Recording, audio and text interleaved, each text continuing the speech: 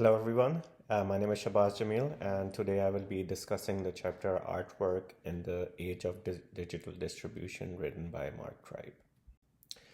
Mark Tribe is an artist, writer, educator, and the founder of Rhizome.org, which is one of the first major platforms dedicated to digital and internet based arts. That makes him a central voice in this field. Before we go further, let's define a few key terms used in the essay. Net art is the art created, distributed, and experienced primarily through the internet.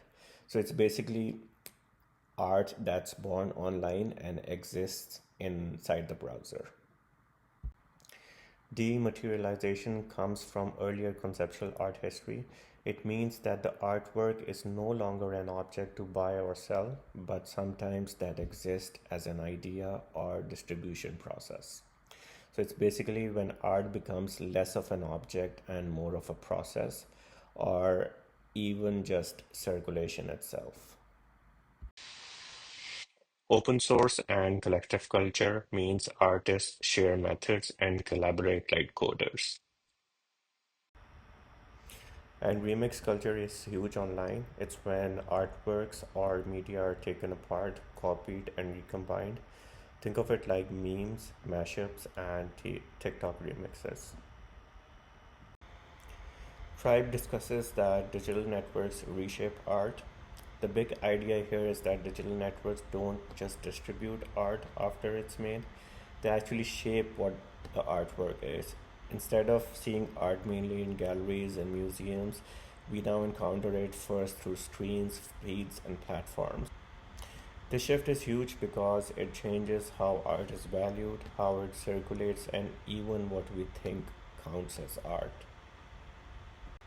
Tribe discusses that distribution as central, which means that distribution was simple. You made a painting, then a gallery or museum showed it. Distribution came after the artwork was finished. But Tribe argues that in the digital age, distribution is actually central.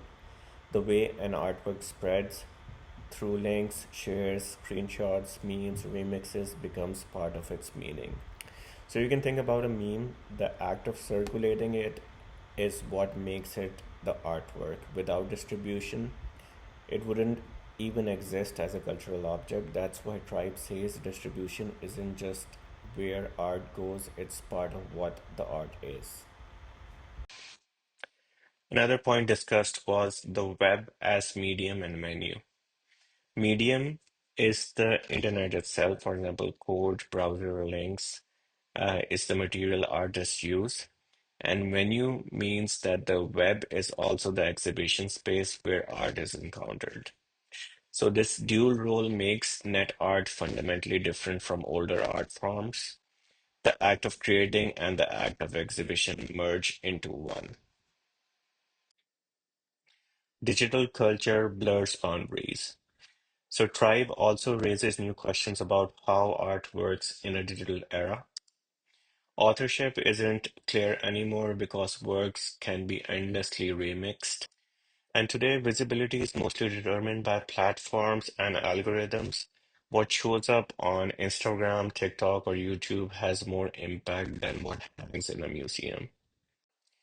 Now, let's talk about some of the artworks discussed.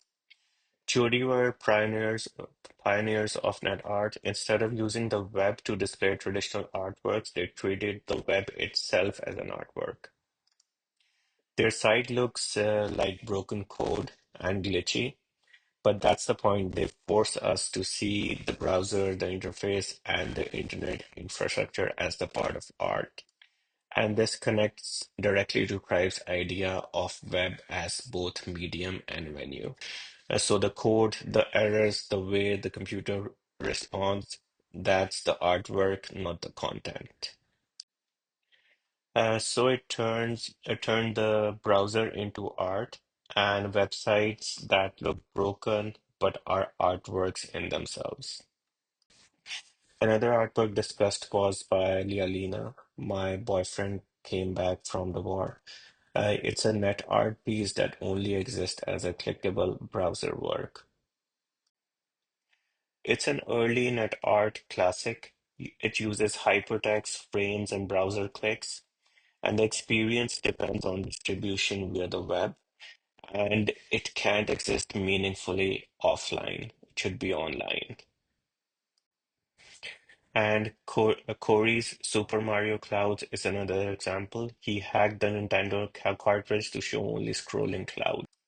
But the reason it became famous wasn't just the hack, it was because that the work spread online as screenshots and videos.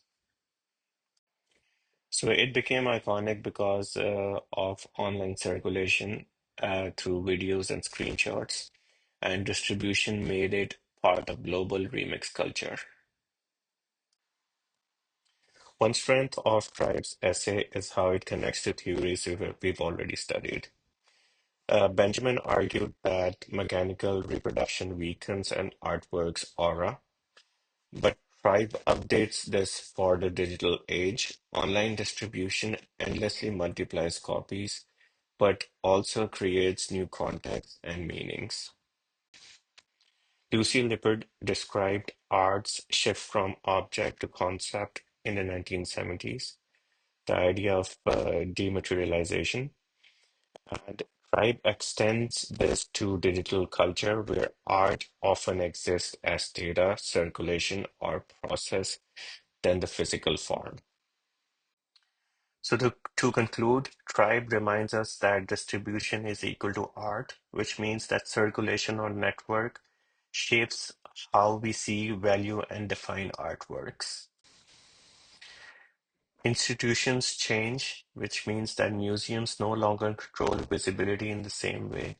Instead, platforms and networks shape what becomes significant. And audience aren't just spectators anymore. They are participants, remixing, reshaping, and even co-creating artworks through circulation. And at the end, I want to ask a couple of questions that connects Tribe's ideas to our own experiences. The first one is, does a digital image or a meme lose its specialness because it can be copied endlessly, or do you feel it gains power the more it circulates? And the second one is, where do you feel more moved by art, seeing it in a museum or first encountering it online, and why? Thank you.